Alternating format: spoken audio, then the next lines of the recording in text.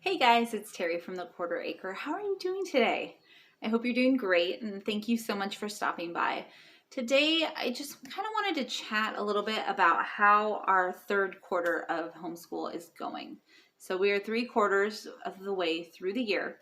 This has been our first year of homeschooling. We are new to homeschooling thanks to all the craziness that's happening in the world. And it's been really awesome so far. I would have to say our first quarter was insanely productive. Like by Thanksgiving, my daughter had finished all of her first grade curriculum, and we were just boom, boom, boom, go, go, go. We didn't take hardly any time off in the month of December. During our second quarter, we did Christmas school, and it was amazing, and it was great. And we took a little bit after Christmas off to just kind of refresh as a family. And then January was tough, and I started researching like, what is wrong? Like, what am I doing wrong? And evidently, according to the interwebs, everybody struggles, or at least most people struggle with homeschool in January. And we struggled a little bit into February. March, we started picking up our pace again. And we're at this weird point. So my daughter is like 3/4 of the way through her second grade curriculum stuff. She's still a first grader, but she's doing second grade work. And I use my little air quotes because levels and grades don't always line up exactly. So I would say she's doing second grade work in first grade, and we're going to start third grade work in the fall. But yeah, so she's plugging along. She's right on track that if she keeps with the pace she's at, she'll be finishing all those level 2 curriculum choices by the end of the school year, which is going to be early May for us. So we took less breaks so that we could finish a little bit early before our local fair, just because it's more convenient for us. My son shows animals through 4-H. And so I'm like, if we could finish before fair gets here, that would be great. So we kind of set up our schedule to accommodate that, which is one of the amazing benefits of homeschool. So she's all set. She's boom, boom, boom. Everything should be golden. But for my son, he is, he's just now finishing up his 7th grade curriculums. So he's in the 7th grade, and he's just now finishing them. He just finished lesson 119 out of 120 in his Good and the Beautiful curriculum for the year. And we still have until May to go, which at first scared the bejesus out of me. I'm going to be honest. I'm thinking, what am I going to do? I mean, I have his curriculum for next year, but if I start that now, next year we're going to be December, we're going to be done with his stuff. And like, what am I going to do now that he just finished a math book and just finished, or is just finishing his The Good and the Beautiful?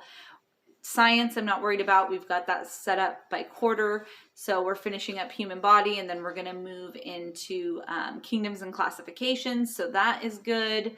Health, we're good. I've custom built that, and it's going to last us through the end of the year. But I kind of freaked out on English and math until I realized, wait a minute, this is a gift. This extra time is such a gift. So I sat back and I looked at the next book in the Learn Math Fast series, which is what he is using, and he's ready to start that. And we can go ahead and start that, and I'm not worried about running out of curriculum for him when it comes to math. So we're going to go ahead and move forward at his pace through Learn Math Fast. It just buys us extra time to get those principles, because sometimes we need to stop and we need to stay where we're at for a while. So that is going to work out great. The next thing is, I didn't want to start the next level of The Good and the Beautiful yet. I love The Good and the Beautiful, but I felt like his essay writing and his spelling needed a little bit of extra help. So we're going to focus in on spelling. I've got a great customizable spelling list that I found, and I've linked it in other videos, and I'll link it down below as well. And then I found a whole little workbook on how to write essays. Okay, so I've got all the goodies here. This is that spelling, customizable spelling list I was telling you about. It is so awesome and such a time saver. I've got the next 6 weeks all planned out for him.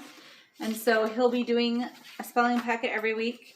He will be doing daily paragraph editing. Now this is a grade level 4 because I wanted to start slow and move up. And so basically it's going to teach him how to edit paragraphs. And in correcting someone else's work, he kind of gets to act like the teacher. And not only does it build the skills of noticing when things are incorrect, which will be helpful for him when he self-edits, but it also teaches him some of the concepts that he might not have learned in previous grades. So there is nothing wrong with starting behind. My son reads in 5th grade. They told us he was reading at a junior and high school level.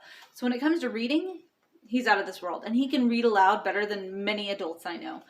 But when it comes to writing, you know, we all have our strong suits and our weaker suits. And so this is going to help him to build that muscle and flex those muscles. And then I have how to write a 5-paragraph essay step by step.